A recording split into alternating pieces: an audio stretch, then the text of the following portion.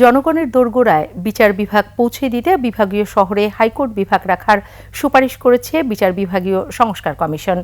বিচার বিভাগকে দুর্নীতিমুক্ত রাখতে ৩ বছর পর পর উচ্চ ও নিম্ন আদালতের বিচারকদের সম্পত্তির বিবরণ জনগণের সামনে প্রকাশ করারও সুপারিশ করা হয়েছে। একই সঙ্গে নির্বাহী বিভাগ থেকে বিচার বিভাগকে আলাদা করতে একটি স্বতন্ত্র আইন প্রণয়নের কথা বলেছে কমিশন। বিস্তারিত শাকির আরজুর রিপোর্টে। ছাত্র জনতার গণ অভ্যুত্থানের সাবেক প্রধানমন্ত্রী শেখ হাসিনার পর নতুন বাংলাদেশ বিনির্মাণের উদ্দেশ্যে ১১টি সংস্কার কমিশন গঠন করে দেন অন্তর্বর্তী সরকারের প্রধান উপদেষ্টা ডক্টর ইউনূস।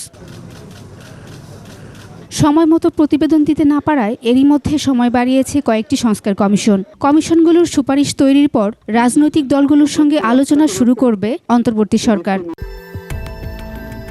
এরই মধ্যে সুপারিশ গুছিয়ে এনেছে বিচার বিভাগীয় সংস্কার কমিশন। ৫ ফেব্রুয়ারি জমা দেয়া হবে সুপারিশ। আইনের শাসনকে কার্যকর করতে হলে বিচার বিভাগকে শক্তিশালী করতে হবে, কার্যক্রম করতে হবে, স্বাধীন করতে হবে। বিচার বিভাগের বিকেন্দ্রীকরণ ও সম্প্রসারণে রাজধানীর বাইরে বিভাগীয় শহরে হাইকোর্টের স্থায়ী বেঞ্চ স্থাপনের প্রস্তাব করছে সংস্কার কমিশন।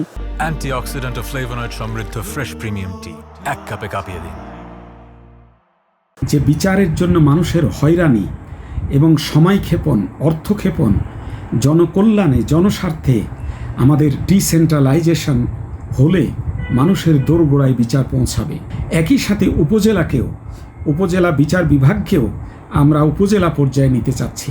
স্বতন্ত্র ফৌজদারি তদন্ত সংস্থা ও সুপ্রিম কোর্ট সচিবালয় স্থাপনের প্রস্তাব দিয়েছে কমিশন। বিচার বিভাগকে প্রশাসন থেকে বা সংসদ থেকে পৃথক করার বা মুক্ত করার আমরা একটা উদ্যোগ গ্রহণ করেছি এবং অন্তর্বর্তীকালীন সরকারকে এই প্রস্তাবনাটা আমরা দাখিল করার জন্য চূড়ান্ত রিপোর্ট প্রস্তুত করেছি। গত ৩ অক্টোবর আপিল বিভাগের অবসরপ্রাপ্ত বিচারপতি শাহ আবু নাঈম মমিনুর রহমানের নেতৃত্বে ৮ সদস্যের বিচার বিভাগীয় সংস্কার কমিশন গঠিত হয়। শাকিরা আরজু, ২১ টেলিভিশন, ঢাকা।